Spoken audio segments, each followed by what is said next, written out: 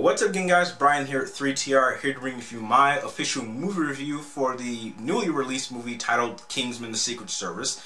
This movie was given to us by the director Matthew Vaughn and stars the truly amazing cast of Colin Firth, Samuel L. Jackson, Michael Caine, Mark Strong, and Taron Egerton. I hope I said that right. And the initial summary plot of this film is that Colin Firth plays as a member of this very secret high-class society of super British spies named the Kingsmen. And when one of their agents is unexpectedly killed, he and along with the other members of the Kingsman Council go out to find a new recruit to see who can fill their ranks. And this is where we run into our main protagonist going by the name of Eggy or something like that. I believe I'm getting that maybe a little bit muddled. And he's basically just this kid who's down on times. However, he does have a good heart, and he's given the opportunity to turn his life around and become a Kingsman.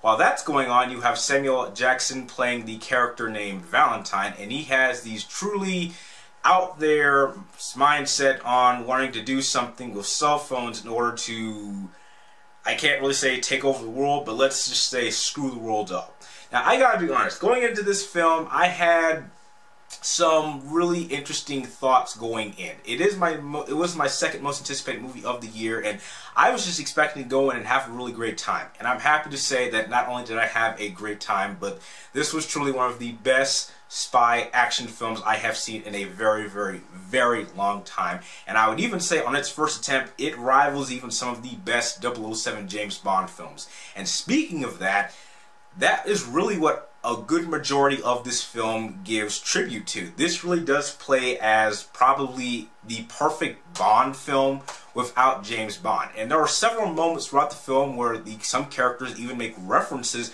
to a number of the old school James Bond cliches, like, you know, certain devices which turn out to be special gadgets, and even some James Bond cliches that villains have towards Bond themselves. And I really enjoy how they took time to play homage to some of those things.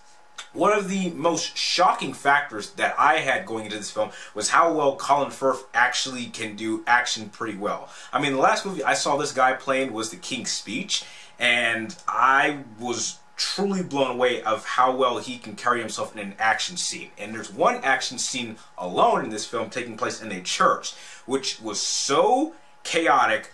I was shocked by not what was going on the screen, but how well it was shot. I mean, Matthew Vaughn really knows how to make high-speed, tense action and knows how to film it properly, to the point where there is no shaky cam and you can see everything that is going on. You can see what's going on in the front forward, you can see everything that's happening in the background.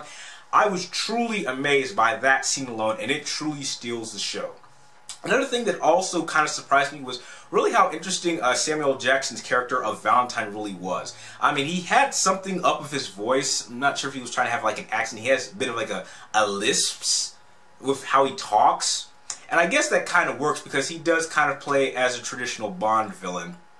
And so I think that with what they were trying to do, it really does work. And I'm not willing to say that this movie was perfect. There were two things about it that really kind of held this movie back from being completely awesome. And that was that I don't necessarily blame the movie for this, but maybe with how the initial trailers leading up to this film were cut. There were specific scenes in the trailer that I did happen to see that, as I was watching this movie, I knew these scenes hadn't happened, and so by knowing that these certain scenes hadn't happened yet, I could kind of piece together what was going to happen before it happened, and that kind of ruined a couple of scenes later on in the film for me. Another thing that also happened was there was this little musical piece that took place near the end, which involved heads and colors. And if you've seen this movie, you know exactly what I'm talking about. And that just seemed very, very out of place. And that just kind of seemed like the type of thing that belonged like an Austin Powers film. And I really didn't think that that was needed for this particular film.